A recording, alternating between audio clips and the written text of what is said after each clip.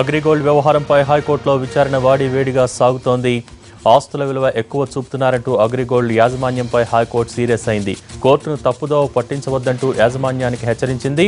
దీనిపై మరిన్ని వివరాలు మా ప్రతినిధి శర్మ అందిస్తారు. శర్మ, అగ్రిగోల్డ్ యాజమాన్యంపై హైకోర్టు ఆగ్రహం వ్యక్తం చేసినట్టుగా తెలుస్తోంది. దీనికి సంబంధించి మీ దగ్గర ఉన్న పూర్తి సమాచారం ఏంటి?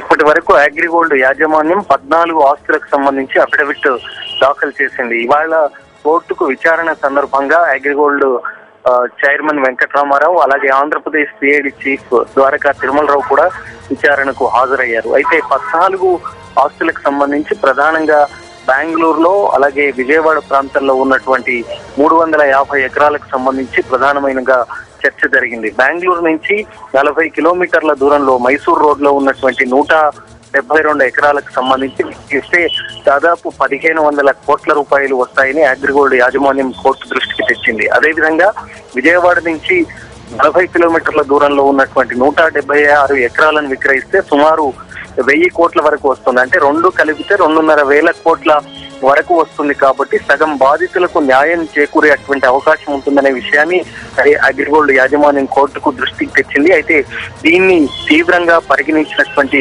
హైకోర్టు ధర్మాసనం తీవ్రంగా ఆగ్రహాన్ని వ్యక్తం చేసింది.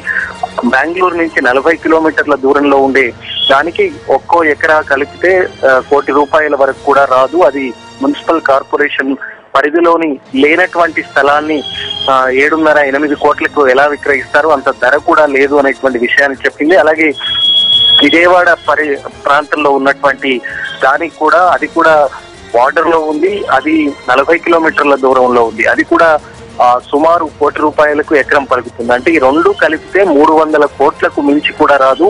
దీన్ని హెచ్చుగా చూపి కోర్టును తప్పుదో పట్టించేటువంటి ప్రయత్నం అగ్రిగోల్డ్ యాజమాన్యం చేస్తుందనేటువంటి ఆగ్రహాన్ని వ్యక్తం చేసింది. ఇదే విధంగా జోక్యం చేస్తూ విక్రయాల్లో ఆస్తుల అమ్మకాలను విక్రయించే విషయంలో అగ్రిగోల్డ్ యాజమాన్యం జాప్యం చేస్తూ మళ్ళీ కోర్టు దృష్టికి తీసుకొస్తుందనేటువంటి విషయాన్ని చెప్పింది. ప్రస్తుతం విచారణ కూడా కొనసాగుతుంది. Thank you Sharma.